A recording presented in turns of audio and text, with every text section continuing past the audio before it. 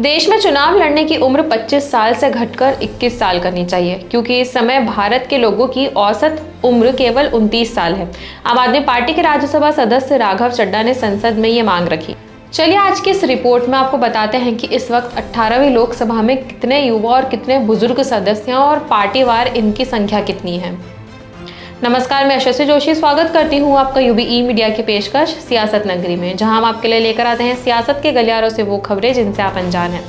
आम आदमी पार्टी के राज्यसभा सदस्य राघव चड्ढा ने संसद में मांग रखी है कि अपने देश में चुनाव लड़ने की उम्र 25 साल से घटकर 21 साल करनी चाहिए, क्योंकि इस समय भारत के लोगों की औसत उम्र केवल 29 साल है। देश की 65% आबादी वर्तमान में 35 साल से कम उम्र की है। लगभग 50% लोग 25 साल से कम आयु के हैं। उन्होंने तर्क दिया कि पहली बार लोकसभा चुनाव में चुनकर आए करीब 26% सदस्यों की उम्र 40 साल से कम थी, जबकि 17वीं लोकसभा में इस उम्र के केवल 12% सदस्य थे। आम आदमी पार्टी सांसद राघव चड्ढा ने कहा है कि भारत वर्तमान में दुनिया के सबसे युवा देशों में से एक है। देश में 65% लोगों की उम्र 35 साल से भी कम है। 50% से भी अधिक लोग 25 साल से कम आयु के हैं। फिर भी हम बुजुर्ग नेताओं वाले देश में रहते हैं। जैसे जैसे देश युवा हो रहा है, हमारे चुने प्रतिनिधि बुजुर्ग होते जा रहे हैं, जबकि असल में हमें युवा नेता चाहिए।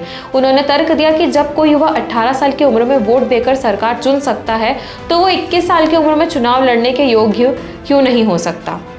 इस साल चुनाव के बाद 4 जून को घोषित किए गए नतीजों में 18वीं लोकसभा के लिए चुने गए सदस्यों की औसत उम्र 56 साल है। PRS लेजिस्लेटिव रिसर्च के अनुसार 17वीं लोकसभा के मुकाबले इन सदस्यों की औसत उम्र से थोड़ी गिरावट आई है। 17वीं लोकसभा में सदस्यों की औसत उम्र 59 साल थी। PRS लेजिस्लेटिव रिसर्च की रिपोर्ट में कहा गया है कि इस बार लोकसभा में 11% सांसद 40 साल या इससे कम उम्र के हैं।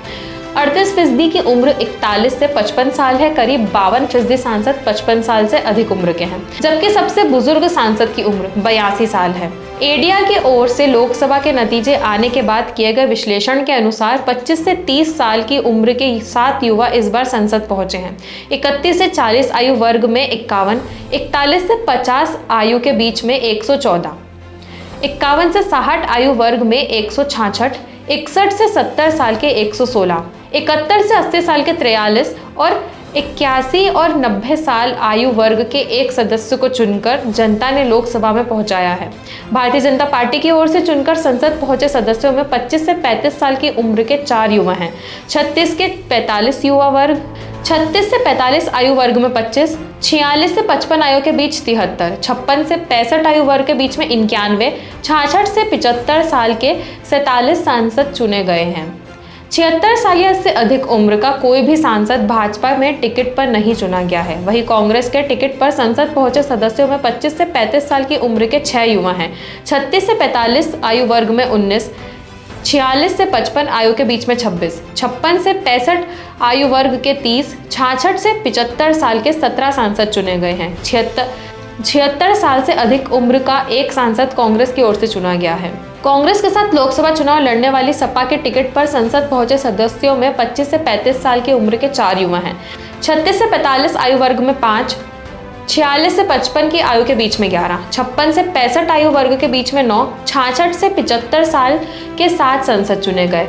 76 साल से अधिक कम उम्र का एक सांसद इस पार्टी की ओर से चुना गया है। यूपी के कौशाम्बी लोकसभा सीट से चुने गए पुष्पेंद्र सरोज इस बार सबसे कम उम्र के सांसद चुने गए हैं। उनकी उम्र 25 साल। ऐसे ही यूपी से मछली शहर लोकसभा सीट से जीती प्रिया सरोज की उम्र पुष्पेंद्र से कुछ महीने ज्यादा है। ये दोनों सपा के सांसद हैं। बिहार के समस्तीपुर लोकसभा सीट से सांसद बनी शाभम्बी चौधरी की उम्र 25 साल और प्रिया सरोज से कुछ महीने ज्यादा है। राजस्थान के भरतपुर लोकसभा सीट से 26 साल की संजना जाटव जीती है। कर्नाटक की बीदर लोकसभा सीट से 26 साल की सागर ईश्वर खादरे ने कांग्रेस के टिकट पर जीत हासिल की है। कर्नाटक की चिकोड़ी लोकसभा सीट से कांग्रेस की 27 वर्षीय प्रियंका सतीश जारकीहोली संसद पहुंची है। कैराना लोकसभा सीट से सपा के टिकट जीती इकरा हसन की उम्र 29 साल है। भाजपा के बहुचर्चित नेता ब्रजभूषण शरण सिंह के 33 वर्षीय बेटे करण भूषण सिंह यूपी के केसरगंज से सांसद बने हैं। बेंगलुरु दक्षिण लोकसभा सीट से भाजपा के टिकट पर 33 साल के तेजस्वी सूर्या ने लोकसभा चुनाव जीता। यूपी की बदायूं लोकसभा सीट से जीते सपा के आदित्य यादव की उम्र 35 वर्ष है।